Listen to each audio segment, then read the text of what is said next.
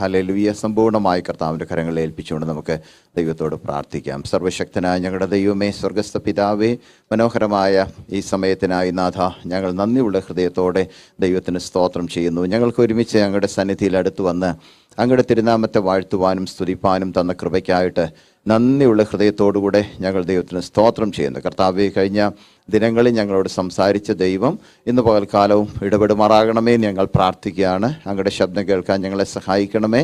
അങ്ങയുടെ വചനം ഞങ്ങൾ ധ്യാനിക്കുമ്പോൾ കർത്താവെ, ഞങ്ങൾക്ക് ഒരാശ്വാസമായി തീരുവാൻ തക്കോണം കർത്താവ് ഇടയാക്കണമേ ഞങ്ങൾ പ്രാർത്ഥിക്കുന്നു. കടന്നു വന്ന എല്ലാ പ്രിയപ്പെട്ടവരെയും കർത്താവ് അനുഗ്രഹിക്കണമേ ഞങ്ങൾ പ്രാർത്ഥിക്കുന്നു. അതോടൊപ്പം ഇനി വരാൻ ആഗ്രഹിക്കുന്ന പ്രിയപ്പെട്ടവരെ, യാത്രയിലായിരിക്കുന്നവരെല്ലാവരെയും ഓർത്ത് പ്രാർത്ഥിക്കുന്നു. അങ്ങയുടെ ഉള്ളം കരത്തിൽ എല്ലാവരെയും വഹിക്കുകയും സൂക്ഷിക്കുകയും ചെയ്യണമേ ഞങ്ങൾ പ്രാർത്ഥിക്കുകയാണ്.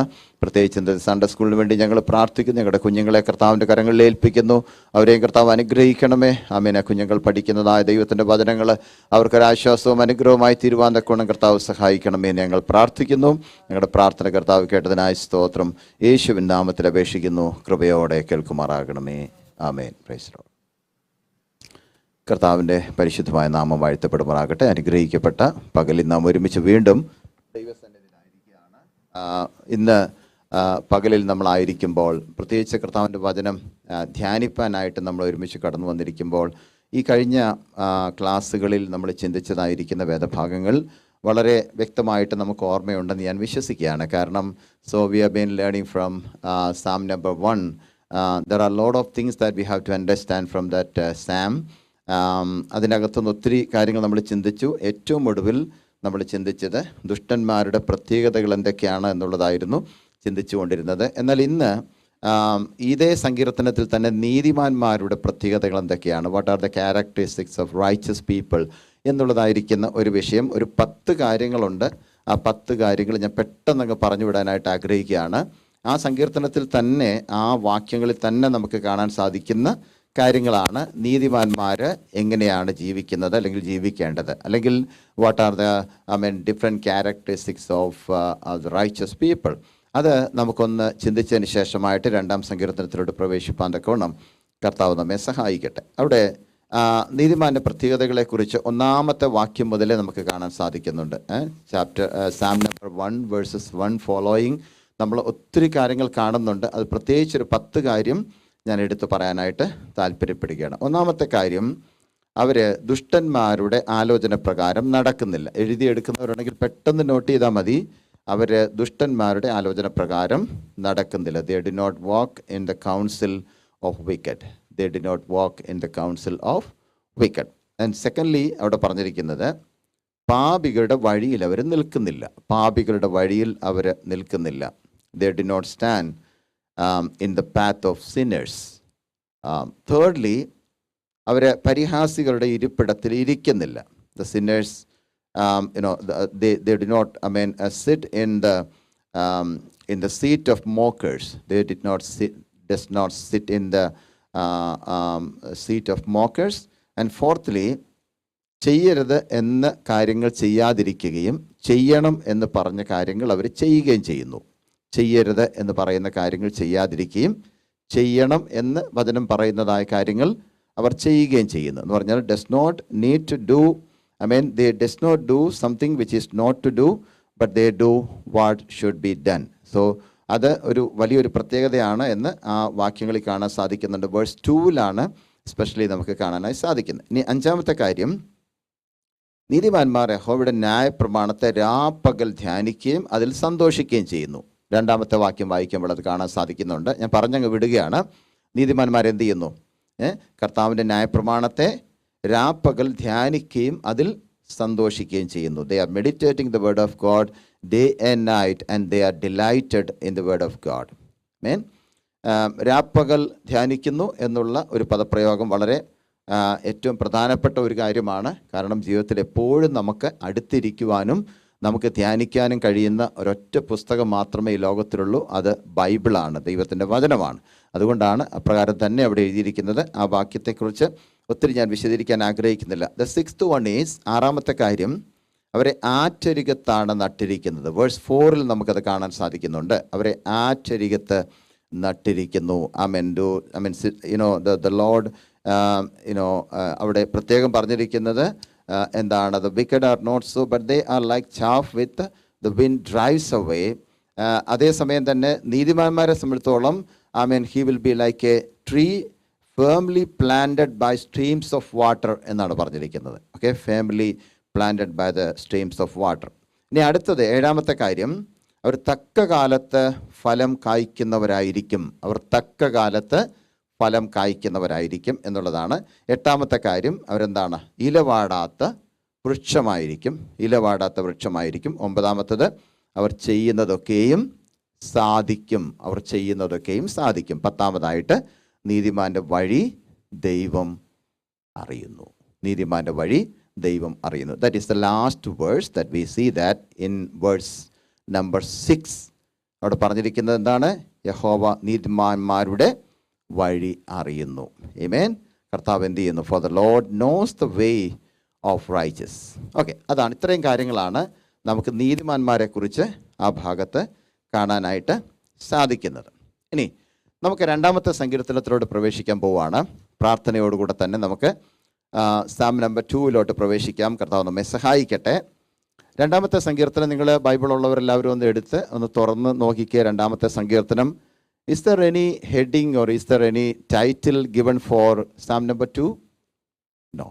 എന്ന് പറഞ്ഞാൽ ഈ സങ്കീർത്തനം ആരെഴുതി? മിക്കവാറും സങ്കീർത്തനങ്ങളിലും അതിൻ്റെ തലക്കെട്ടിൽ കാണുന്നുണ്ട്, ഹെഡിങ്ങിൽ കാണുന്നുണ്ട്, എന്താ, ഇന്നാരെഴുതി, ഇന്ന സന്ദർഭത്തിൽ എഴുതി എന്നൊക്കെ കാണാൻ സാധിക്കുന്നു. പക്ഷേ ഈ 2ാമത്തെ സങ്കീർത്തനം എപ്പോഴാണ് എഴുതിയതെന്നോ ആരാണ് എഴുതിയതോ എന്നോ അല്ലെങ്കിൽ സന്ദർഭം എന്താണെന്നോ ഒന്നും നമുക്ക് അതിൻ്റെ തലക്കെട്ടിൽ കാണാൻ സാധിക്കുന്നില്ല. പക്ഷേ ദാവീദാണ് ഈ സങ്കീർത്തനം എഴുതിയത് എന്ന് നാം വിശ്വസിക്കപ്പെടുന്നു. കാരണമുണ്ട്.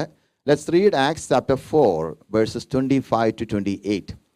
അപ്പോസ്തലപ്രവൃത്തിയുടെ പുസ്തകം 4-ാം അധ്യായത്തിൻ്റെ 25 മുതൽ 28 വരെയുള്ളതായിരിക്കുന്ന വാക്യങ്ങൾ വായിക്കുമ്പോൾ ഈ സങ്കീർത്തനം എഴുതിയത് ദാവീദാണ് എന്നുള്ളതിന് ഒരു തെളിവ് നമുക്ക് അവിടെ കാണാനായിട്ട് സാധിക്കുന്നുണ്ട്.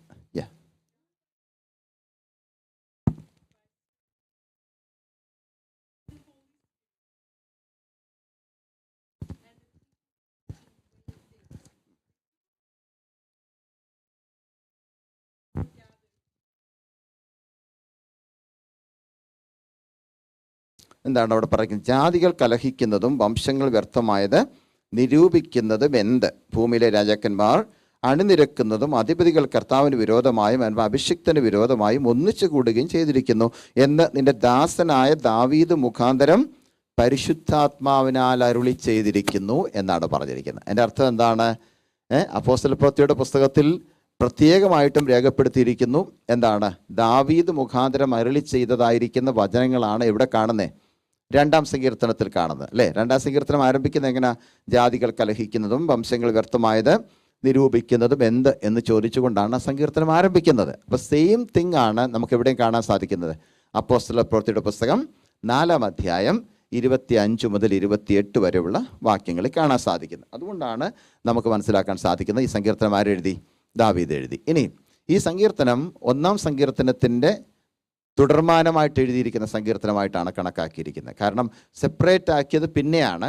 എന്നാൽ 1-ാം സങ്കീർത്തനം എഴുതുന്ന സമയത്ത് തന്നെ ദാവീദ് എന്ത് ചെയ്തു? ഈ 2-ാം സങ്കീർത്തനം കൂടെ കൂട്ടിച്ചേർത്ത് എഴുതിയതാണ്, ഒരുമിച്ച് എഴുതിയ ഒരു സങ്കീർത്തനമായിട്ടാണ് നമുക്കതിൻ്റെ അർത്ഥം മനസ്സിലാക്കാനായി സാധിക്കുന്നത്.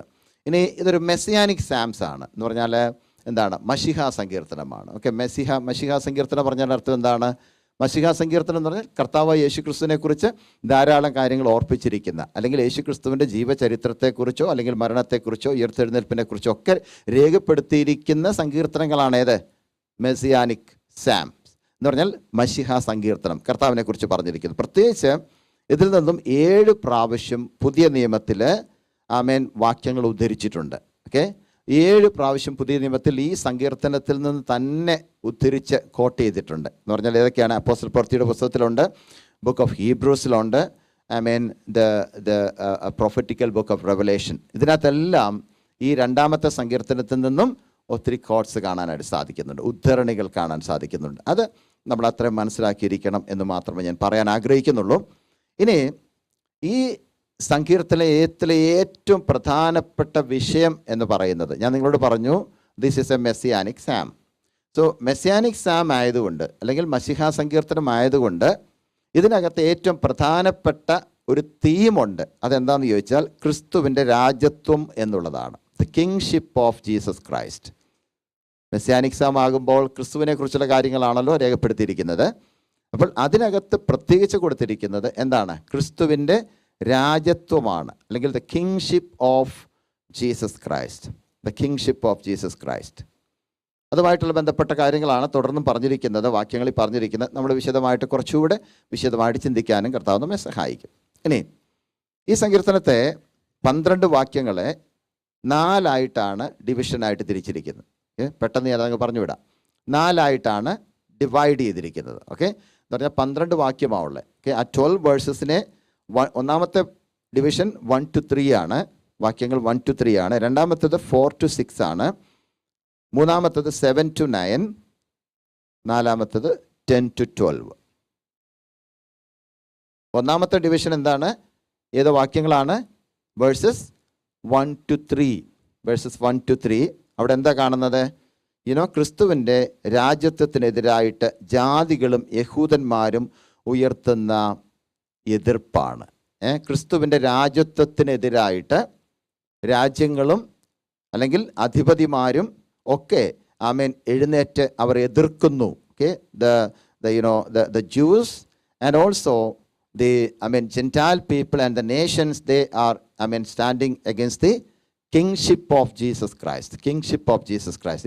ദാവീദിൻ്റെ കാര്യമാണ് സങ്കീർത്തനം 2 എഴുതിയിരിക്കുന്നതെങ്കിലും ഇത് മസിഹാ സങ്കീർത്തനം കൂടെ ആയതുകൊണ്ട് നമ്മൾ എന്തോ ചിന്തിക്കുക, കർത്താവായ യേശു ക്രിസ്തുവിനെതിരെയും അങ്ങനെ തന്നെയുള്ള കാര്യങ്ങൾ സംഭവിച്ചിട്ടുണ്ട് എന്നുള്ളത് മനസ്സിലാക്കാൻ വേണ്ടി മാത്രമാണ് ഞാനത് പറഞ്ഞത്. ഒന്നാമത്തെ ഡിവിഷൻ അതാണ്. ഇനി രണ്ടാമത്തെ ഡിവിഷൻ എന്ന് പറയുന്നത് വേഴ്സസ് 4 to 6 ആണ്. 4 മുതൽ 6 വരെയുള്ള വാക്യങ്ങളാണ്. അവിടെ കാണുന്നത് എന്താണെന്ന് ചോദിച്ചാൽ, the victory of Jesus Christ and the defeat of the enemies. ക്രിസ്തുവിൻ്റെ വിജയവും ശത്രുക്കളുടെ നാശവും. ക്രിസ്തുവിൻ്റെ വിജയവും ശത്രുക്കളുടെ നാശവും. The victory of Jesus Christ and the defeat of or the destruction of the wicked people or the enemies. Okay, then the third division is verses 7 to 9. 7 മുതൽ 9 വരെയുള്ള വാക്യങ്ങളാണ്. വേഴ്സസ് 7 to 9 അവിടെ കാണുന്നത് പുനരുത്ഥാനത്തിന് ശേഷമുള്ളതായിരിക്കുന്ന സുവിശേഷ പ്രഖ്യാപനം എന്ന് പറഞ്ഞാൽ after the resurrection of Jesus Christ, so he was proclaiming that I got victory over everything. എനിക്ക് വിജയം കിട്ടിയിരിക്കുന്നു, ഞാൻ ജയിച്ചിരിക്കുന്നു എന്ന് കർത്താവായ യേശുക്രിസ്തു എന്ത് ചെയ്തു? പ്രൊക്ലെയിം ചെയ്തു, പ്രഖ്യാപിച്ചു. ആ പ്രഖ്യാപനം നമുക്കിവിടെ കാണാൻ സാധിക്കുന്നത് എവിടെയാണെന്നറിയാമോ? Verses 7 to 9. Verses 7 to 9. And verses 10 to 12 ആണ് ദ ഫോർത്ത് ഡിവിഷൻ. നാലാമത്തെ ഡിവിഷൻ എന്ന് പറയുന്നത്, നാലാമത്തെ വിഭാഗം എന്ന് പറയുന്നത് 10 to 12 ആണ്. അവിടെ എന്താ കാണുന്നറിയാമോ? ഭരണാധിപന്മാരും ന്യായാധിപന്മാരും യേശുവിനെ അന്വേഷിക്കാനുള്ളതായിരിക്കുന്ന ഒരു ആഹ്വാനമാണ്. David is he was proclaiming about the resurrection of Jesus Christ first of all. Then secondly, he is giving an announcement that all the judges and all the kings must seek Jesus Christ to get a good position in their lives. So that is what we understand. All the ഭരണാധികാരിയും എന്ത് ചെയ്യണം? രാജാക്കന്മാരൊക്കെ എന്ത് ചെയ്യണം? കർത്താവ് യേശു ക്രിസ്തുവിനെ അന്വേഷിക്കണം. ഇല്ലാത്ത പക്ഷം ഈ ലോകത്തിൽ അവർക്ക് ഒരു രക്ഷയുമില്ല. അവർക്ക് ഭരിക്കണമെങ്കിൽ പോലും കർത്താവിനെ അന്വേഷിക്കണം എന്നുള്ളതായിരിക്കുന്ന ഒരു ചിന്തയിലേക്കാണ് താൻ വരുന്നത്. അപ്പോൾ ആ നാലാമത്തെ തിരിച്ചിരിക്കുന്നു. 4 കാര്യങ്ങളും പറഞ്ഞു. ഇനി നമ്മൾ ആദ്യത്തെ വിഭാഗത്തിലോട്ട് പോവുകയാണ്. ഒന്നാമത്തെ ഡിവിഷൻ എന്തോ ഞാൻ നേരത്തെ പറഞ്ഞു. ഏതൊക്കെ വാക്യങ്ങളാണ്? ഒന്നാമത്തെ ഡിവിഷൻ ഏതാ? Versus 1 to 3. Okay, versus 1 to 3 നമുക്ക് പ്രധാനമായിട്ട് കാണാൻ സാധിക്കുന്നത് ക്രിസ്തുവിൻ്റെ രാജ്യത്വത്തിനോടുള്ള എതിർപ്പാണ്. the people were standing against, or the people were opposing the royalty of Jesus Christ, the kingship of Jesus Christ. Okay, അതാണ് അവിടെ നമുക്ക് കാണാനായി സാധിക്കുന്നത്.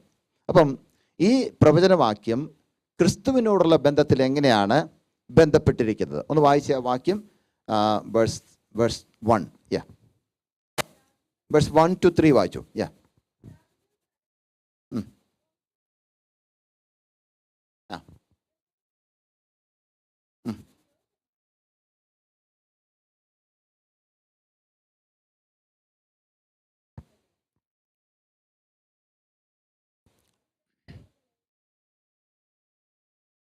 ഓക്കെ. അപ്പം ഈ 3 വാക്യങ്ങളിൽ കാണാനായിട്ട് സാധിക്കുന്നത്, നമുക്ക് മനസ്സിലാക്കാൻ സാധിക്കുന്നത്, കർത്താവായ യേശുക്രിസ്തുവിനോടുള്ളതായിരിക്കുന്ന മറ്റുള്ളവരുടെ എതിർപ്പ്, അല്ലെങ്കിൽ ജാതികൾ കലഹിക്കുന്നു, വംശങ്ങൾ എന്ത് ചെയ്യുന്നു, വ്യർത്ഥമായിട്ടുള്ള കാര്യങ്ങൾ നിരൂപിക്കുന്നു. ഇതൊക്കെ ചെയ്തത് ആരോടാണ്? ലിറ്ററലി ഡേവിഡിനോടാണ് ചെയ്തത്. ഓക്കെ, ദാവീദിനോട് ചെയ്ത പ്രവർത്തികളാണ് നമ്മളിവിടെ കാണുന്നത്. എന്നാൽ അതേസമയം തന്നെ മെസ്സിയാനിക് സാം എന്നുള്ള വിധത്തിൽ നമുക്ക് എങ്ങനെയാക്കാം? കർത്താവായ യേശുക്രിസ്തുവിനോടും ഇതേ കാര്യങ്ങൾ ഈ ലോകത്തിലെ എനിമീസ് ചെയ്തിട്ടുണ്ട്, ജാതികൾ ചെയ്തിട്ടുണ്ട്. അത് നമ്മൾ മനസ്സിലാക്കുമ്പോഴാണ്, ഈവൻ ആക്ട്സ് ഓഫ് അപ്പോസ്റ്റൽസിൽ പോലും അതിനെക്കുറിച്ച് എഴുതിയിട്ടുണ്ട്. ആക്ട്സ് ഓഫ് അപ്പോസ്റ്റൽസ് ചാപ്റ്റർ 4 24 തൊട്ട് 27 വരെ നമ്മൾ നേരത്തെ വായിച്ചതാണ്. അവിടെയൊക്കെ എന്താ കാണുന്നത്? പത്രോസ് യോഹന്നാനും കൂടെ അവരെ പിടിച്ചു വെച്ചതിന് ശേഷം, വിട്ടയച്ച ശേഷമായിട്ട് അവർ ഐക്യമായിട്ടൊരു പ്രാർത്ഥന നടത്തി, ഒരു ഐക്യപ്രാർത്ഥന നടത്തി. ആ പ്രാർത്ഥനയെ നമുക്കവിടെ വായിക്കാൻ കഴിയുന്നത് എന്താണെന്നറിയാമോ? തൻ്റെ ജനത്തെ അല്ലെങ്കിൽ തൻ്റെ അപ്പോസ്റ്റലന്മാരെ അവരുടെ എനിമീസ് പിടിച്ചു നിർത്തിയിട്ട്, അല്ലെങ്കിൽ അവർക്ക് എതിരെ പ്രവർത്തിക്കുന്നവരെന്ത് ചെയ്യുകയാണ്? അവരെ പിടിച്ചു കെട്ടിയിട്ട്, അല്ലെങ്കിൽ അവരെ ലോക്ക് ചെയ്ത് നിർത്തിയിട്ട് അവരോട് പറയുകയാണ്, നിങ്ങൾ ഒരിക്കലും ഈ യേശുക്രിസ്തുവിനെക്കുറിച്ച് പ്രസംഗിക്കരുത്. അപ്പോൾ കർത്താവായ യേശുക്രിസ്തുവിനെതിരെ സകല ജാതികളും എന്ത് ചെയ്തു? എഴുന്നേറ്റ് യേശുക്രിസ്തുവിനെതിരെ സംസാരിച്ചപ്പോൾ, അല്ലെങ്കിൽ സുവിശേഷത്തിനെതിരെ സംസാരിച്ചപ്പോൾ, ഇവർക്ക് ചെയ്യാൻ പറ്റിയ ഒരു കാര്യമേ ഉള്ളൂ. ഏതാ? ദൈവമക്കളാകുന്ന, വിശ്വാസികളാകുന്ന പ്രിയപ്പെട്ടവർ ചേർന്നുകൊണ്ട്, പത്രോസും യോഹന്നാനും കൂടെ ചേർന്ന് നിന്നുകൊണ്ട് ഒരൊറ്റ പ്രാർത്ഥനയാണ് പ്രാർത്ഥിച്ചത്. അല്ലെങ്കിൽ അതിന് വിളിക്കുന്ന പേരാണ് ഒരു ഐക്യ പ്രാർത്ഥനയാണ് അവർ ചെയ്തത്. എല്ലാവരും കൂടെ ചേർന്ന് നിന്നൊരു പ്രാർത്ഥന അങ്ങ് പ്രാർത്ഥിച്ചു. അപ്പോഴും പറയുകയാണ്, ഈ ജാതികൾ കലഹിക്കുന്നത് എന്ത്? ഈ രാജ്യങ്ങളൊക്കെ ഞങ്ങൾക്കെതിരെ, അല്ലെങ്കിൽ ദൈവരാജ്യത്തിനെതിരെ, അല്ലെങ്കിൽ ദൈവത്തിനെതിരെ അവർ കൂട്ടം കൂടി ആലോചന നടത്തുന്നത് എന്ത് എന്നൊക്കെ ചോദിച്ചു കൊണ്ട് ഒരു പ്രാർത്ഥന പ്രാർത്ഥിക്കുന്നതാണ് നമുക്കവിടെ കാണാനായിട്ട് സാധിക്കുന്നത്. അപ്പോൾ നമുക്കറിയാം, ഈ ചോദ്യങ്ങളൊക്കെ സങ്കീർത്തനത്തിലും ഉണ്ടായിരുന്നു. അതേ ചോദ്യങ്ങൾ തന്നെ എന്ത് ചെയ്യുന്നു? അപ്പോസ്തല പ്രവൃത്തിയുടെ പുസ്തകത്തിലും ആവർത്തിക്കുന്നു. അതിൻ്റെ പ്രത്യേകത എന്താണെന്ന് ചോദിച്ചാൽ, ഈ ലോകത്തിൽ എതിർപ്പുകൾ ഉണ്ടാകുന്നത് കർത്താവിനോടാണെങ്കിലും ആ എതിർപ്പുകൾ ആർക്കും ബാധകമാണ്? ദൈവജനത്തിനും ബാധകമാണ്. അതുകൊണ്ടല്ലേ പല സ്ഥലങ്ങളിലും ഇന്ന് എന്ത് സംഭവിക്കുന്നത്? പെർസിക്യൂഷൻ നടക്കുന്നത്, അല്ലേ? എത്രയോ സ്ഥലങ്ങളിൽ പീഡനങ്ങൾ നടക്കുന്നത്. പ്രത്യേകിച്ച് നമ്മുടെ ഇന്ത്യയിൽ, നോർത്ത് ഇന്ത്യയിലൊക്കെ ഒത്തിരി സ്ഥലങ്ങളിൽ, പ്രത്യേകിച്ച് കർണാടകയിലൊക്കെ കഴിഞ്ഞ ദിവസങ്ങളൊക്കെ കേൾക്കാനിടയായി, അനേക ദൈവദാസന്മാരെ ഉപദ്രവിക്കുന്നു, അനേക ചർച്ചുകളൊക്കെ ഡിസ്ട്രോയ് ചെയ്യുന്നു. അങ്ങനെ ഒത്തിരി കാര്യങ്ങൾ നടന്നുകൊണ്ടിരിക്കുന്നു. ഇത്രയും പീഡനം ശക്തമായിട്ട് അവിടെ നടക്കാൻ കാരണം എന്താണെന്നറിയാമോ? ഇവർക്കാർക്കും കർത്താവിനെ ഇഷ്ടമല്ല, കർത്താവിൻ്റെ പ്രവൃത്തിയെ ഇഷ്ടമല്ല, അല്ലെങ്കിൽ കർത്താവായ യേശുക്രിസ്തുവിൻ്റെ രാജ്യത്വത്തോട് എതിർക്കുന്നവരാണ് അവർ. അതുകൊണ്ട് അവരെ എതിർക്കുകയും, അപ്പോൾ തന്നെ ആ കർത്താവായ യേശുക്രിസ്തുവിൻ്റെ ശിഷ്യന്മാരെയും ദൈവജനത്തെയും എന്ത് ചെയ്യുന്നു? അവർ പീഡിപ്പിക്കുന്നു. അവരെ നമുക്ക് കുറ്റം പറയാനൊക്കത്തില്ല. അവർക്കത് വിശ്വസിക്കാൻ കഴിയുന്നില്ല, അവർക്കത് അംഗീകരിക്കാൻ കഴിയുന്നില്ല. അതുകൊണ്ടാണ് അവരെന്ത് ചെയ്യുന്നത്? ഇതിനെതിരെ പ്രവർത്തിക്കുന്നത്. പക്ഷെ നമുക്ക് എന്തേ ചെയ്യാനൊക്കത്തുള്ളൂ? നമുക്ക് അവരോട് എതിർക്കാനൊക്കുമോ? ഇല്ല. ലിറ്ററലി നമുക്ക് അവരോട് എതിർത്ത് നിൽക്കാനൊക്കത്തില്ല. എന്നാൽ നമുക്ക് പ്രാർത്ഥിക്കാൻ കഴിയും. ആ പ്രാർത്ഥിക്കുന്ന സമയത്ത് ആ ജനത്തെ കർത്താവ് ആശ്വസിപ്പിക്കും, അവരെ ധൈര്യപ്പെടുത്തി, തുടർന്ന് ശക്തിയോടെ കർത്താവിൻ്റെ പ്രവൃത്തി ചെയ്യാനായിട്ട് അവരെ ദൈവം ബലപ്പെടുത്തും. അതുമാത്രമേ നമുക്ക് പ്രാർത്ഥിക്കാൻ സാധിക്കത്തുള്ളൂ. പക്ഷേ ഇവിടെ പ്രത്യേകം എഴുതിയിരിക്കുന്നൊരു കാര്യമുണ്ട്. ഈ നിരൂപണങ്ങൾ ഈ ശത്രു സൈന്യം ഉണ്ടാക്കുന്ന സമയത്ത് അത് വ്യർത്ഥമായിട്ട് പോകും, അല്ലെങ്കിൽ നിഷ്ഫലമായിട്ട് പോകുമെന്നാണ് അവിടെ എഴുതിയിരിക്കുന്നത്, അല്ലേ? എന്താണ്? ജാതികൾ കലഹിക്കുന്നു, വംശങ്ങൾ വ്യർത്ഥമായി നിരൂപിക്കുന്നു. ഇതെല്ലാം പറഞ്ഞതിന് ശേഷമായിട്ട് അവർ പറയുകയാണ്, നാം അവരുടെ കെട്ടുകളെ പൊട്ടിച്ച് അവരുടെ കയറുകളെ എറിഞ്ഞു കളക. അത് ആരാ പറഞ്ഞെന്നറിയാവോ? ആരാ ആ 3-ാമത്തെ വാക്യം പറഞ്ഞിരിക്കുന്നറിയാം? ദാവീദാ പറഞ്ഞേ. നാം അവരുടെ കെട്ടുകളെ പൊട്ടിച്ച് അവരെ, എന്താണ് വാക്യം? അവരുടെ കെട്ടുകളെ പൊട്ടിച്ച് അവരുടെ കയറുകളെ എറിഞ്ഞു കളകാന്ന് പറഞ്ഞിരിക്കുന്നത്. പലപ്പോഴും നമ്മൾ ചിന്തിക്കുന്നത് ദാവീദ് പറഞ്ഞെന്നാണ് നമ്മൾ ചിന്തിക്കാൻ പെട്ടെന്ന് നമുക്ക് അങ്ങനെ തോന്നത്തുള്ളൂ. പക്ഷെ ദാവീദ് അല്ല അത് പറഞ്ഞേ.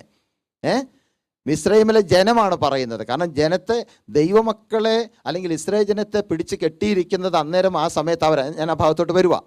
അപ്പോൾ അവരെ പൊട്ടിച്ചങ്ങ് വിട്ടേരെ, അവരെ ഫ്രീ ആയിട്ട് വിട്ടേരെ എന്ന് പറയുന്നൊരു റീസൺ ഉണ്ട്. അത് ഞാൻ പറഞ്ഞു വരാം. പക്ഷെ ഇവിടെ നമ്മൾ മനസ്സിലാക്കേണ്ടത്, നമ്മുടെ രാജ്യത്തിന് അല്ലെങ്കിൽ ദൈവരാജ്യത്തിനെതിരായിട്ടോ ക്രിസ്തുവിനെതിരായിട്ടോ ശത്രു ഏതെല്ലാം പദ്ധതികൾ ഒരുക്കിയാലും ആമേൻ, നമുക്ക് മനസ്സിലാക്കാൻ സാധിക്കുന്നത് ആ പദ്ധതികളെല്ലാം കർത്താവ് എന്ത് ചെയ്യും? നിഷ്ഫലമാക്കി കളയും, നള്ളിഫൈ ചെയ്യും. ആമേൻ. ആ നിരൂപണങ്ങളെല്ലാം അവരെല്ലാം റെഡിയാക്കി കൊണ്ടുവന്നാലും അതെല്ലാം എന്തായി മാറും? ആമേൻ, അത് നിഷ്ഫലമായിട്ട് പോകുമെന്നാണ് ദൈവത്തിൻ്റെ വചനം പറയുന്നത്. ആമേൻ. അപ്പോൾ പ്രത്യേകിച്ച് നമ്മൾ പുറപ്പാട് പുസ്തകത്തിലോട്ട് പോയാൽ book of exodus chapter 1 versus 8 to 12 നമുക്ക് ഒരു വലിയ ചരിത്രം കാണാനായിട്ട് സാധിക്കുന്നുണ്ട്. Book of exodus chapter 1 versus 8 through 12 നമ്മൾ വായിക്കുമ്പോൾ അവിടെ പ്രത്യേകം എഴുതിയിരിക്കുന്നത് ഫറവോൻ പറയുന്ന ചില വാക്കുകളാണ്. ഫറവോൻ രാജാവ് ഇസ്രായേൽ ജനത്തിനെതിരായിട്ട് പറയുന്നതായിരിക്കുന്ന ചില വാക്കുകൾ നമുക്കവിടെ കാണാൻ സാധിക്കുന്നുണ്ട്. അവിടെ പറയുന്ന ഒരു കാര്യം ഇതാണ്: നാം അവരോട് ബുദ്ധിയോടെ പെരുമാറുക എന്ന് പറഞ്ഞിരിക്കുന്നു. അപ്പം ഇതിൻ്റെ 3-ാമത്തെ വാക്യത്തിലേക്ക് നമ്മൾ വരുന്നതിന് തൊട്ട് മുമ്പായിട്ട് നമ്മൾ ചിന്തിക്കേണ്ട ഒരു വിഷയമാണത്. കാരണം ഇസ്രായേൽ ജനം കർത്താവിനാൽ പ്രത്യേകമായിട്ടും സെപ്പറേറ്റ് ചെയ്യപ്പെട്ടതായിരിക്കുന്ന ഒരു കൂട്ടം ആളുകളായിരുന്നു. എന്നാൽ ആ ഇസ്രായേൽ ജനത്തോടുള്ള ബന്ധത്തിൽ ശത്രു സൈന്യം അഥവാ ഫറവോനും അവൻ്റെ സൈന്യവും എങ്ങനെയാണ് അവർക്കെതിരെ നിരൂപണങ്ങൾ ഉണ്ടാക്കിയെന്നുള്ളത് അവിടെ കാണാൻ സാധിക്കുന്നുണ്ട്. ഒന്നാമതായിട്ട് ഫറവോൻ പറയുന്നൊരു കാര്യമാണ്: നാം അവരോട് എങ്ങനെ ചെയ്യണം? ബുദ്ധിയോടെ പെരുമാറണം. കാരണം അവർക്ക് മനസ്സിലായി, മിസ്രൈമ്യരാകുന്ന നമുക്ക് ബുദ്ധിയുണ്ട്, പക്ഷേ ഫറവോന് ബുദ്ധിയുണ്ട്, പക്ഷേ നമ്മൾ വളരെ കുറച്ചുകൂടെ ശ്രദ്ധിച്ചില്ലെങ്കിൽ ഈ ജനം ആരായി മാറും? എന്ന് പറഞ്ഞാൽ എന്താ? ആളുകളിൽ പെരുപ്പമുണ്ടായിട്ട് ഇവരൊത്തിരി പേരായിട്ട് നമുക്കെതിരെ തിരിയാനുള്ള സാധ്യത ഉണ്ട് എന്നുള്ളത് മനസ്സിലാക്കിക്കൊണ്ട് പറയുകയാണ്, നമ്മൾ അവരോട് എന്ത് ചെയ്യണം? ഇസ്രായേൽ ജനത്തോട് എന്ത് ചെയ്യണം? വളരെ ബുദ്ധിയോടെ പെരുമാറണം. എന്നിട്ട് അവർക്ക് എന്തോ കൊടുത്തു? കഠിനമായിരിക്കുന്ന വേല ചെയ്യാനുള്ളതായിരിക്കുന്ന കാര്യങ്ങൾ കൊടുത്തു. അപ്പോൾ അവരെന്താണോ ചെയ്തുകൊണ്ടിരിക്കുന്നത്, എന്ത് പ്രവൃത്തിയാണോ ചെയ്തുകൊണ്ടിരിക്കുന്നത്, അത് ഇച്ചിരൂടെ കഠിനത കൂട്ടി. ഭയങ്കര സ്ട്രെസ് കൊടുത്തു. ഭയങ്കരമായിട്ട് അവർക്ക് സ്ട്രെസ് കൊടുത്തിട്ട് ഭയങ്കരമായിരിക്കുന്ന ഹാർഡ് വർക്ക് അവരെ കൊണ്ട് ചെയ്യിപ്പിക്കുകയാണെന്ന് പറഞ്ഞാൽ, ഇഷ്ടികയൊക്കെ ഉണ്ടാക്കാനായിട്ട് പോകുമെന്ന് പറഞ്ഞാൽ ഇഷ്ടിക ഉണ്ടാക്കാൻ പറയും. ഇത്ര ഇഷ്ടിക ഇന്നത്തെ ദിവസം ഉണ്ടാക്കണം. പക്ഷേ ഈ ബ്രിക്സ് ഉണ്ടാക്കണമെങ്കിൽ എന്തോ വേണം? അവർക്കന്ന് വൈക്കോല് വേണം. വൈക്കോല് കൊടുക്കത്തില്ല, പക്ഷെ നിങ്ങൾ എന്ത് ചെയ്യണം? ഇഷ്ടിക ഉണ്ടാക്കണം. നടക്കുന്ന കാര്യമല്ല. അപ്പം അവരെ കുറച്ചും കൂടെ കഷ്ടപ്പെടുത്താനായിട്ട്, കുറച്ചും കൂടെ അവരെ ഒന്ന് പിഴിഞ്ഞെടുക്കാനായിട്ട്, ഒന്നും കൂടെ കെട്ടിയിടാനായിട്ട് അവർ ചെയ്ത പ്രവൃത്തിയാണ് എന്ത്? ഈ കഠിനവേല അല്പം കൂടെ കൂട്ടിക്കൊടുത്തു. അങ്ങനെ കൂട്ടിക്കൊടുത്തു. ബുദ്ധിയോടെ നമുക്ക് അവരോട് പെരുമാറണമെന്ന് പറഞ്ഞു. പക്ഷെ അതെല്ലാം കർത്താവ് എന്ത് ചെയ്തു? നിഷ്ഫലമാക്കി കളഞ്ഞു. എത്രത്തോളം ശത്രു സൈന്യം അവരെ പിടിച്ചു നിർത്താൻ നോക്കിയോ, എത്രത്തോളം ഈ ജനത്തിനെതിരെ നിരൂപണങ്ങളുമായിട്ട് അവർ കടന്നു വന്നോ, അതിനെല്ലാം കർത്താവ് എന്ത് ചെയ്തു? മാറ്റിക്കളഞ്ഞ് നള്ളിഫൈ ചെയ്ത് അതിനെ നിഷ്ഫലമാക്കി കളഞ്ഞു എന്ന് വായിക്കുന്നു. ഇനി 9-ാമത്തെ വാക്യവും 12-ാമത്തെ വാക്യവും വായിക്കുമ്പോൾ versus 9 and 12, exodus chapter 1 versus 9 and 12 ഒന്ന് വായിക്കാമോ?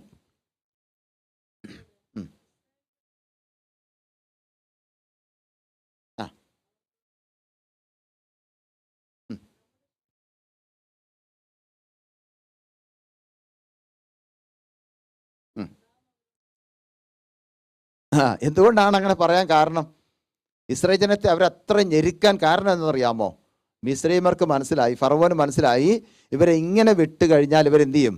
ആളുകൾ പെരുപ്പമുള്ളവരായിട്ട്, അവർ വളരെ ശക്തിയുള്ളവരായിട്ട് മാറിയിട്ട് നമുക്ക് തമ്മിലൊരു യുദ്ധമുണ്ടായി കഴിഞ്ഞാൽ നമ്മൾ തോറ്റുപോകും, അവരെ ജയിക്കും. ഈ ഒരു ചിന്ത അവർക്ക് വന്നപ്പോൾ ഫറവോൻ പറയാണ്, നമ്മൾ വളരെ ബുദ്ധിയോടെ ഈ കാര്യം കൈകാര്യം ചെയ്തില്ലെങ്കിൽ എന്താ സംഭവിക്കും? നമ്മൾ അവരുടെ കീഴിൽ ആയിപ്പോകും. അതല്ലേ മനസ്സിലാകുന്ന അവിടുന്ന്? അപ്പം മിസ്രൈമിൽ പറയുകയാണ്, അല്ലെങ്കിൽ ഫറവോൻ പറയുകയാണ്, നമ്മൾ അവർക്ക് അടിമയാകേണ്ടി വരും. ഇപ്പം അവർ നമുക്ക് അടിമയാണ്. അവർക്കറിയാം ഇസ്രായേൽ ജനം ഇപ്പം എന്ത് ചെയ്യുക? മിസ്രൈമർക്ക് അടിമകളായിട്ട് അടിമവേല ചെയ്യുവാണ്, കഠിനപ്രവൃത്തി ചെയ്തുകൊണ്ടിരിക്കുകയാണ്. ഇത്രയും ഹാർഡ് വർക്ക് ചെയ്യുന്ന ആൾക്കാരെ നമുക്കിനി പിന്നെ കിട്ടത്തില്ല. ഇവരെ വിട്ട് കളഞ്ഞാൽ എന്ത് ചെയ്യും? ഇവർ പോകും, പിന്നെ തിരിച്ചു വരത്തില്ല, നമുക്ക് ആൾക്കാർ നഷ്ടപ്പെടും. അപ്പോൾ തന്നെ നമ്മുടെ മുകളിലോട്ട് ഇവരോട്ട് വളരാനും പാടില്ല, ഇവരെ പിടിച്ചു നിർത്തിയേക്കണം. അപ്പം തന്നെ ഇവർ നമ്മുടെ മോളിൽ വളരാനും പാടില്ല, എണ്ണത്തിൽ കൂടാൻ പാടില്ല, ഇവരെ ശക്തി വർദ്ധിക്കാൻ പാടില്ല. കാരണം നാളെ ഒരു യുദ്ധമുണ്ടായാൽ ഇവരായിരിക്കും ആദ്യം ജയിക്കുന്നത്. അങ്ങനെ വന്നപ്പോഴാണ് ഇപ്പം പിടിമുറുക്കിയപ്പോഴത്തേക്കും ഏറ്റവും ഒടുവിൽ കർത്താവ് എന്തോ ചെയ്യുന്നറിയാമോ? ഒരു കാര്യം ചെയ്തേക്കാം, എൻ്റെ ജനത്തെ അങ്ങനെ അങ്ങിട്ട് കഷ്ടപ്പെടുത്താൻ ഞാൻ ആഗ്രഹിക്കുന്നില്ല, ഈ ജനത്തെ ഇവിടുന്ന് വിടുവിക്കാൻ ഞാൻ പോവാം. അതിനുവേണ്ടി കർത്താവ് ഒരു പദ്ധതി കണ്ടെത്തി. അവൻ മോസസിനെ അങ്ങോട്ട് വിട്ടിട്ട് അവരോട് സംസാരിക്കുകയാണ്, ഫറവോനോട് സംസാരിക്കുകയാണ്. അതൊന്നും ഈ ഫറവോൻ രാജാവ് അംഗീകരിക്കാതെ വന്നപ്പോൾ ഏറ്റവും ഒടുവിൽ എന്ത് ചെയ്തു? 10 ബാധ അങ്ങോട്ട് അയച്ചിട്ട് ഒന്നിന് പിറകെ ഒന്നായി അയച്ച് ഏറ്റവും ഒടുവിൽ കടിഞ്ഞൂൽ സംഹാരം എന്ന് പറയുന്ന ഒരു ബാധ വിട്ടപ്പോൾ ഫറവോന് മനസ്സിലായി ഇനിയും പിടിച്ചു നിന്നിട്ട് കാര്യമില്ല. അപ്പം ആ സമയത്ത് ഇവരെന്ത് ചെയ്തു? ഫറവോൻ എന്ത് ചെയ്തു? ഒരു തീരുമാനമെടുത്തു, ഇവരെ വിട്ടേക്കാം, ഇനിയും പിടിച്ചോണ്ട് വെച്ചിട്ട് കാര്യമില്ല, വിട്ടേക്കാം എന്ന് അവർ ആഗ്രഹിച്ചു. എങ്കിലും മനസ്സോടെ അല്ല അത് സമ്മതിച്ചത്. പക്ഷേ മൂന്നാമത്തെ വാക്യത്തിൽ ഒരു പ്രധാനപ്പെട്ട കാര്യം അവിടെ പറഞ്ഞിരിക്കുന്നത് എന്താണെന്നറിയാമോ? മിസ്രയീമ്യർ പറയുകയാണ്, നാം അവരുടെ കെട്ടുകളെ പൊട്ടിച്ച് അവരുടെ കയറുകളെ എന്ത് ചെയ്യുക? എറിഞ്ഞ് കളക. അല്ലേ? എന്താ പറഞ്ഞിരിക്കുന്നത്? Let us tear their fetters apart and cast away their cords from us. എന്ന് പറഞ്ഞാൽ നമ്മളുമായിട്ട് അവർക്കൊരു ബന്ധമുണ്ട്. മിസ്രയീമ്യർ പറയുകയാണ്, അല്ലെ ഫറവോൻ പറയുകയാണ്, മിസ്രയീമ്യരുമായിട്ട് ഇപ്പം എന്തുണ്ട്? ഈ ഇസ്രയേൽ ജനത്തിന് ഒരു ബന്ധമുണ്ട്, ഒരു കണക്ഷൻ ഉണ്ട്, ഒരു ഒരു ഒരു ഒരു കെട്ടി, നമ്മളെ കെട്ടി അവരെ വെച്ചിരിക്കുകയാണല്ലോ. ഇങ്ങനെയുള്ളതായിരിക്കുന്ന നമ്മൾ തമ്മിലുള്ളതായിരിക്കുന്ന ഒരു അടുപ്പം കാരണം ചിലപ്പം ഇവർ നമ്മളെക്കാളും വലുതാകാൻ സാധ്യതയുണ്ട്. അതുകൊണ്ട് എന്ത് ചെയ്തേക്കാം? ഇവർ നമ്മളുമായിട്ടുള്ള കണക്ഷൻ അങ്ങ് പൊട്ടിച്ചു വിട്ടേക്കാം. ഇത് അവിടെ അർത്ഥം. എന്ന് പറഞ്ഞാൽ ദൈവം പറയുകയല്ല, ഓക്കെ ആമേൻ, ഇവരുടെ കയ്യിലുള്ളതായിരിക്കുന്ന ബന്ധനങ്ങളും കെട്ടുകളൊക്കെ അഴിയട്ടെന്ന് കർത്താവ് പറഞ്ഞതുമല്ല, ദാവീദ് പറഞ്ഞതുമല്ല. പിന്നെ മിസ്രയീമ്യർ പറയുകയാണ്, ഫറവോൻ പറയുകയാണ്, ഇവർക്കിപ്പം നമ്മളുമായിട്ടുള്ള കണക്ഷൻ ഉണ്ടല്ലോ, ഒരു നമ്മളെന്ന് ഒരു ഒരു ഒരു ബന്ധമുണ്ടല്ലോ നമ്മൾ തമ്മിൽ. ആ ബന്ധത്തെ എന്ത് ചെയ്തേക്കാം? ഒന്ന് കട്ട് ചെയ്തേക്കാം, ഒന്ന് വിച്ഛേദിക്കാം. അപ്പം ഇവരെ ഫ്രീ ആക്കി കഴിയുമ്പോൾ ഇവർ മനസ്സിലാക്കും ഇവരെ കഷ്ടപ്പാട് എത്രത്തോളം ഉണ്ടെന്നും, അല്ലെങ്കിൽ നമ്മളുമായിട്ടുള്ള ബന്ധം നമ്മളൊന്ന് വിച്ഛേദിച്ച് കഴിഞ്ഞാൽ തീർച്ചയായിട്ടും ഇവർ നഷ്ടപ്പെട്ടു പോകും, ഇവർ നശിച്ചു പോകും, ഇനി ഒരിക്കലും ഇവർ ഗുണം പിടിക്കാൻ പോകുന്നില്ല എന്നൊക്കെ ചിന്തിച്ചുകൊണ്ടാണ് മിസ്രയീമ്യർ പറയുന്നത്, നമ്മൾ തമ്മിലുള്ളതായിരിക്കുന്ന ആ ബന്ധത്തെ എന്ത് ചെയ്തേക്കാം? ആ കെട്ടങ്ങ് പൊട്ടിച്ച് കളഞ്ഞേക്കാം. ഇംഗ്ലീഷിൽ പ്രത്യേകിച്ച് അങ്ങനെ തന്നെയാണ് ആമേൻ അവിടെ എഴുതിയിരിക്കുന്നത്. ഓക്കെ, അപ്പോൾ മിസ്രയീമ്യർ പറയുകയാണ്, ആമേൻ, ഇവരെ ഇങ്ങനെ വിട്ട് കഴിഞ്ഞാൽ അവർ നമ്മെക്കാളും വലിയവരായിട്ട് മാറുകയും ആമേൻ ഈ കെട്ട് മുറുകയും നമ്മൾ തമ്മിലുള്ള ബന്ധം മുറുകയും ആമേൻ സ്തോത്രം, നാം ഒരിക്കലും ആമേൻ അവരിൽ നിന്നും വ്യത്യസ്തരാകാതെ നമ്മളെപ്പോലെ തന്നെ അവരും വളർന്നു വരും. അതുകൊണ്ട് എന്ത് ചെയ്തേക്കാം? ഈ കെട്ടങ്ങ് പൊട്ടിച്ചു വിട്ടേക്കാം എന്ന് പറഞ്ഞ് ഈ കണക്ഷൻ അങ്ങ് വിട്ടുകൊടുത്തേക്കാം. ഈ ചില സമയത്ത് ദൈവജനത്തെ ശത്രുവായവൻ പിടിക്കാൻ ആഗ്രഹിക്കുമ്പോൾ ഞാൻ പലപ്പോഴും മനസ്സിലാക്കിയിട്ടൊരു കാര്യമാണ്, പല പ്രാവശ്യം അവർ നമ്മളെ ഇങ്ങോട്ട് പിടിച്ചുകൊണ്ടിരിക്കും. അവരുടെ അടുത്തോട്ട് ദൈവജനത്തെ ഇങ്ങനെ പിടിച്ച് വെക്കാനായിട്ട് ശ്രമിക്കും. പക്ഷെ കിട്ടുന്നില്ലെന്ന് കണ്ടാൽ എന്ത് ചെയ്യും? ഒരൊറ്റ വിടലങ്ങ് വിടും. എന്ന് പറഞ്ഞാൽ പോയി തെറിച്ച വിടലും വീണിട്ട് എന്ത് ചെയ്തോട്ടെ, എങ്ങനെയും നശിച്ചു പോട്ടെന്ന് ഓർത്ത് തിരിച്ചങ്ങ് വിടും. നമ്മൾ ഈ റബ്ബർ ബാൻഡൊക്കെ ഇങ്ങോട്ട് പിടിച്ചു വലിക്കത്തില്ലോ, റബ്ബർ ബാൻഡൊക്കെ ഇങ്ങനെ പിടിച്ചു വലിച്ചിട്ട് പെട്ടെന്ന് അത് വിടുകയാണെങ്കിൽ എന്താ സംഭവിക്കും? ഭയങ്കര സ്പീഡിലാക്കി തിരിച്ചത് പോകുന്നത്. അതില്ലേ നമ്മൾ ഈ തെറ്റാലില്ലേ, അതിനെന്താ പറയുന്നത് ഇംഗ്ലീഷിൽ? അസ്ലെങ്കിൽ. അതിപ്പം ആ സാധനം നമ്മളിങ്ങനെ പിടിച്ച് വലിച്ചിട്ട് എന്ത് ചെയ്യാണ്? കൈ വിടുന്ന ഉടനെ ഇതിനകത്തിരിക്കുന്ന കല്ലോ എന്തെങ്കിലും ഒരു വസ്തുവാണെങ്കിൽ അത് ചെന്നിട്ട് എന്ത് ചെയ്യാണ്? എവിടെയാണോ കൊള്ളുന്നത് അവിടെ അത് എഫക്റ്റ് ആവും. എന്ന് പറഞ്ഞതുപോലെ ഇവരെന്ത് ചെയ്തു? മിസ്രയീം ജനം അല്ലെങ്കിൽ ഫറവോൻ എന്ത് ചെയ്തു? ഈ ഇസ്രയേൽ ജനത്തെ പിടിച്ചിങ്ങോട്ട് വലിച്ച് അവരിലേക്ക് ആകർഷിച്ച് അവരെ കെട്ടിയിട്ട് മുറുക്കി വെച്ചിരിക്കുകയാണ്. ഇപ്പം അവരെന്താ പറയുക? നമ്മളിങ്ങനെ ഇവരെ കെട്ടി വെച്ചുകൊണ്ടിരുന്നാൽ പരിപാടി നടക്കത്തില്ല, നമുക്ക് എന്ത് ചെയ്തേക്കാം? ആ കെട്ടങ്ങ് അഴിച്ചു വിട്ടേക്കാം. അപ്പം ഫ്രീഡം കിട്ടിക്കഴിയുമ്പം ഇവർ നഷ്ടപ്പെട്ടു പൊക്കോളും, ഇവർ നശിച്ചു പൊക്കോളും, എവിടെയെങ്കിലും ചെന്ന് ഇടിച്ചു കയറി നഷ്ടപ്പെട്ടു പൊക്കോളും. അതുകൊണ്ട് അവരെ കെട്ടടിച്ചു വിട്ടേക്കാമെന്ന് മിസ്രയീമ്യർ തീരുമാനിച്ചു. ദൈവത്തിൻ്റെ മക്കൾ വളരെ ശ്രദ്ധിക്കേണ്ട ഒരു കാര്യമാണ്, ദൈവജനം വിശുദ്ധിയോടും വേർപാടോടും കൂടെ കർത്താവിന് വേണ്ടി പ്രയോജനപ്പെടാനുള്ളവരാണ്, ജീവിക്കേണ്ടവരാണ്, നല്ല സാക്ഷ്യം അവൻ ഉണ്ടാക്കി അവൻ സ്തോത്രം വിശുദ്ധ ജീവിതം നയിക്കേണ്ടവരാണ്. അപ്പോൾ പിശാച് എന്ത് ചെയ്യുന്നറിയാമോ? അവൻ്റെ പക്ഷത്തേക്ക് നമ്മളെ പിടിച്ചു വലിക്കാൻ ശ്രമിച്ചും ആ പിടിച്ചു വലിച്ചിട്ട് അവന് കിട്ടുന്നില്ല എന്ന് കണ്ടാൽ അടുത്ത പദ്ധതി എന്താണെന്നറിയാമോ? അഴിച്ചങ്ങ് വിടും. ആ അഴിച്ചു വിടുമ്പോൾ പല ദൈവമക്കളും വിചാരിക്കുന്നത് നമുക്ക് ഫ്രീഡം ഉണ്ട്, ഇപ്പോൾ ഫ്രീഡം ഉണ്ട്, നമുക്കിപ്പോൾ ഒരു കെട്ടുമില്ല, ആരും നമ്മളെ കെട്ടിവെച്ചിട്ടില്ല, അപ്പോൾ ഇതിനകത്തൊന്ന് പുറത്ത് ചാടിയത് കൊണ്ട് എനിക്ക് എന്തു വേണേലും ചെയ്യാം, നമ്മൾ ഫ്രീ ആയിക്കഴിഞ്ഞാൽ നമുക്ക് എന്ത് വേണേലും ചെയ്യാം എന്നുള്ളതായിരിക്കുന്ന ചിന്തയിലേക്ക് നമ്മൾ വന്നു കഴിയുമ്പോൾ ദൈവഹിതമല്ലാത്തതെല്ലാം നമ്മുടെ തലയ്ക്കകത്ത് കയറും. പിന്നെ എന്തോ ചെയ്താലും എന്താ കുഴപ്പം? ചില ആൾക്കാർ ചോദിക്കുന്നതാണ്, അങ്ങനെ ചെയ്താൽ ഇപ്പം എന്നാ കുഴപ്പം? ഇപ്പം നമ്മൾ ദൈവത്തിൻ്റെ ഹിതമല്ലാത്തതോ അല്ലെങ്കിൽ ദൈവനാമത്തിന് വിരുദ്ധവുമായിട്ടുള്ളൊരു കാര്യം ചെയ്യുന്ന പറഞ്ഞാൽ പാസ്റ്റർമാരാണെങ്കിലും അല്ലെങ്കിൽ എൽഡേഴ്സ് ആയിരിക്കുന്ന വിശ്വാസികളാണെങ്കിലും അവർ പറയും, യോ അങ്ങനെയൊന്നും ചെയ്യല്ലേ, അങ്ങനെയൊന്നും ചെയ്യല്ലേ. ഉടനെ തിരിച്ചെന്തോ ചോദിക്കുന്നത്, അങ്ങനെ ചെയ്താൽ എന്താ കുഴപ്പം? അത് വലിയ കാര്യമാണോ? ഞങ്ങൾ ഇവിടുത്തെ കൾച്ചർ അനുസരിച്ച് ഞാൻ അങ്ങനെ ചെയ്തു ഇങ്ങനെ ചെയ്തു. അത് വലിയ കുഴപ്പമുള്ള കാര്യമാണോ? കുഴപ്പമുള്ള കാര്യമൊന്നുമല്ല.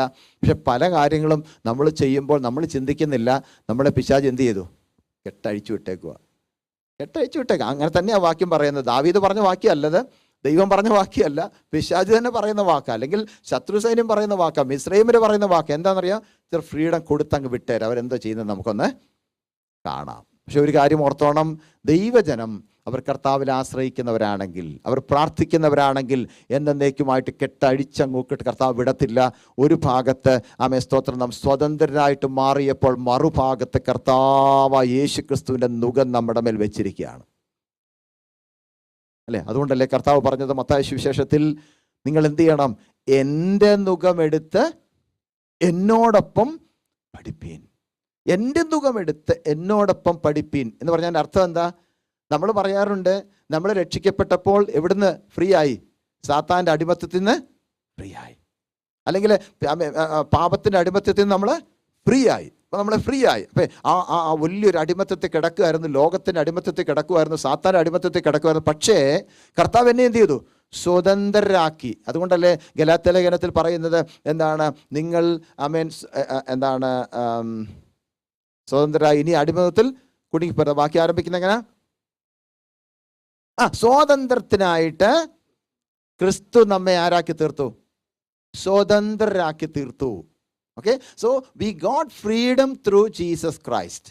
ഓക്കെ, എന്ന് വിചാരിച്ച് ഞാനെല്ലാം ഓക്കെ ആണ്, ഞാൻ സ്വതന്ത്രനായി, പിശാചിന് പിടി നിന്നൊക്കെ ഞാൻ പുറത്തു വന്നു എന്ന് വിചാരിച്ചുകൊണ്ട് സന്തോഷത്തോടെ നടക്കണ്ട. അപ്പം തന്നെ അടുത്തൊരു കാര്യം കൂടെ പറഞ്ഞിരിക്കുകയാണ്, വീണ്ടും അടിമ നുകത്തിൽ കുടുങ്ങിപ്പോകരുത്. അപ്പം ഇത് രക്ഷിക്കപ്പെടുന്നതിന് മുൻപേ ഒരു വിശ്വാസിയെ പിശാച് എന്താ ചെയ്യുന്നത്? അവൻ്റെ ആ ഒരു യോക്കുണ്ടല്ലോ, ഒരു നുഖമുണ്ടല്ലോ, അത് മോളി വെച്ചുകൊണ്ടാണ് നമ്മളെ അവൻ നയിച്ചുകൊണ്ടിരുന്നത്. അപ്പം ഈ യോക്ക് വെച്ച പിന്നെ എന്താ പ്രശ്നം എന്നറിയാമോ? ഈ യോക്ക് ആരാണോ വെച്ചിരിക്കുന്നത് ആ പുള്ളി തീരുമാനിക്കും ഈ പുള്ളി അങ്ങോട്ട് പോകണമെന്ന്. അല്ലെ, നമ്മളൊക്കെ സാധാരണ ഈ പ്ലോ ചെയ്യുമ്പോൾ എന്താണ്, ഈ ഉഴുതുമറിക്കുമ്പോൾ അല്ലെ, കാള പൂട്ടാൻ പോകത്തില്ലേ, ഉഴാൻ പോകത്തില്ലേ, ആ സമയത്ത് എന്താ സംഭവിക്കുന്നത്? ഈ കാളയുടെ പുറത്തെന്ത് വെച്ചിട്ടുണ്ട്? ഓക്സിൻ്റെ പുറത്തെന്ത് വെച്ചിട്ടുണ്ട്? ഈ നുകം വെച്ചിട്ടുണ്ട് അല്ലെ, നുകം വെച്ചിട്ടുണ്ട്, യോക്ക് വെച്ചിട്ടുണ്ട്. അപ്പം അത് വെച്ചിങ്ങനെ പോകുന്ന ഉടനെ അവൻ അതിനെ നയിക്കുന്നത് ആരാണോ ആ വ്യക്തി തീരുമാനിക്കുന്ന പോലെ മാത്രമേ ഈ ഓക്സിന് പോകാനൊക്കത്തുള്ളൂ എന്ന് പറഞ്ഞതുപോലെ ആയിരുന്നു നമ്മൾ പണ്ട് രക്ഷിക്കപ്പെടുന്നതിന് മുൻപ് സാത്താൻ പറയുന്നത് പോലെ, അല്ലെങ്കിൽ നമ്മുടെ ശത്രു സൈന്യം പറയുന്നത് പോലെ, അല്ലെങ്കിൽ ഈ ലോകം പറയുന്നത് പോലെ ഒക്കെ നമ്മൾ ജീവിച്ചവരാണ്. ഇവിടെയൊക്കെ നമുക്കൊക്കെ ഒത്തിരി അനുഭവങ്ങളുണ്ട് പറയാനായിട്ട്. എന്നാൽ അതേസമയം കർത്താവ് നമ്മളെ എന്ത് ചെയ്തു? സ്വതന്ത്രരാക്കിയിട്ട് ഫ്രീ ആയിട്ട് വിട്ടേക്കുമല്ല, സ്വാതന്ത്ര്യം തന്നേച്ചെന്തോ പറഞ്ഞു? അടുത്ത നുകം ഞാൻ വെച്ചുകൊണ്ടിരിക്കുക. ഏതാ? ഇത് ഭയങ്കര ഒരു കോൺട്രഡിക്ഷൻ പോലെ നമുക്ക് ചിലപ്പോൾ തോന്നിയേക്കാം. എന്തോ നമ്മൾ വിചാരിക്കും, അയ്യോ കർത്താവിനെ സ്വതന്ത്രരാക്കി, എനിക്ക് സ്വാതന്ത്ര്യമുണ്ട്, എനിക്ക് ഫ്രീഡം ഉണ്ട്, okay, I got freedom, I got liberty and I can do anything. ഇങ്ങനെയൊക്കെയാണ് പലപ്പോഴും പലരും പറയുന്നത്. ഇല്ല, ഒരു ഭാഗത്ത് നമുക്ക് സ്വാതന്ത്ര്യം തന്നേച്ച് അടുത്ത ഭാഗത്ത് എന്ത് ചെയ്തു? കർത്താവിൻ്റെ നുകം നമ്മുടെ മുകളിലോട്ട് എന്ന് വിചാരിച്ച് കർത്താവിന് നുകം വെച്ചെന്ന് ഓർത്തുകൊണ്ട് അത് വലിയ പ്രശ്നമുള്ള കാര്യമൊന്നും അല്ല. സാത്താൻ്റെ നുകം ഇരിക്കുന്നതിനേക്കാളും നല്ല ആരുടെ? കർത്താവിന് നുഖം ഇരിക്കുന്നത്. കാരണം കർത്താവിൻ്റെ നുഖത്തിൻ്റെ കീഴിലോട്ട് നമ്മൾ വന്നു കഴിഞ്ഞാൽ, കർത്താവ് പറയുന്നത് അങ്ങ് അനുസരിച്ച് കഴിഞ്ഞാൽ കൂളായിട്ട് നമുക്ക് ജീവിക്കാൻ പറ്റും. അതിൻ്റെ ഒരു സീരിയസ്നെസ് പലപ്പോഴും ദൈവമക്കൾ മനസ്സിലാക്കുന്നില്ല. നമ്മൾ ചിലപ്പം കർത്താവ് യേശു ക്രിസ്തു തന്നെ വചനം ഉപദേശിച്ചുകൊണ്ടിരുന്നപ്പോഴത്തേക്കും കുറേ പേര് പറഞ്ഞു, അയ്യോ ഇത് കഠിന വാക്കാന്ന്, ഇതൊന്നും ഞങ്ങളെ കൊണ്ട് പറ്റുന്ന കാര്യമല്ല എന്നും പറഞ്ഞിട്ട് അവരെന്ത് ചെയ്തു? അവരിട്ടിട്ട് പോയി. കുറേ പേര് പറഞ്ഞു ഞങ്ങളെ കൊണ്ട് ഇത് ചെയ്യാനൊക്കത്തില്ല, ഇതൊക്കെ കർത്താവ് പറയുന്നതൊക്കെ ശരിയാണെങ്കിലും പക്ഷേ ഇതൊന്നും ഞങ്ങളെ കൊണ്ട് അംഗീകരിക്കാൻ പറ്റത്തില്ല, ഞങ്ങൾക്കൊന്നും ചെയ്യാനൊക്കത്തില്ല എന്ന് പറഞ്ഞ് കുറേ പേര് എന്ത് ചെയ്തു? ഇട്ടേച്ചങ്ങ് പോയി. പക്ഷേ അങ്ങനെയുള്ളവരെ ഇട്ടേച്ച് പോയെന്ന് പറഞ്ഞാലും കൂടെ നിൽക്കുന്നവരോട് കർത്താവ് എന്താ പറഞ്ഞത്? നിങ്ങൾ ദൈവത്തിൻ്റെ വചനം അനുസരിച്ച് ജീവിച്ചാൽ ഈ നുഖത്തിൻ്റെ കീഴിൽ തന്നെ ആയിരിക്കും. അങ്ങനെ നിങ്ങൾ ഈ കർത്താവിൻ്റെ നുഖത്തിൻ്റെ കീഴിലാണ് യാത്ര ചെയ്യുന്നതെങ്കിൽ നിങ്ങൾക്ക് എന്തുണ്ടാകും? റെസ്റ്റ് കിട്ടുമെന്ന് പറഞ്ഞു. എന്നോട് ചേർന്ന് എൻ്റെ നുഖമെടുത്ത് എന്നോട് ചേർന്ന് നിങ്ങൾ പഠിപ്പീൻ, എന്നാൽ നിങ്ങളുടെ ആത്മാക്കൾക്ക് എന്തുണ്ടാകും? വിശ്രമമുണ്ടാകും, റെസ്റ്റ് കിട്ടും.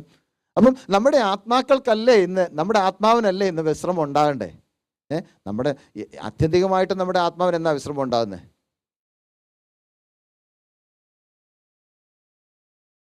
സൺഡേ. കണ്ടോ, സൺഡേ നമ്മൾ ദൈവസേനയിൽ കടന്നു വരുന്ന ഉടനെ അങ്കിൾ പറഞ്ഞ പോലെ എന്തോ കിട്ടുന്നു?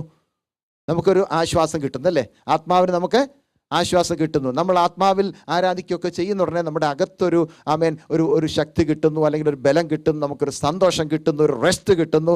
അപ്പം ഇവിടെ നിന്ന് നമ്മൾ ആരാധിക്കുകയാണെങ്കിൽ പോലും നമ്മുടെ അകത്ത് എന്ത് വരുന്നു?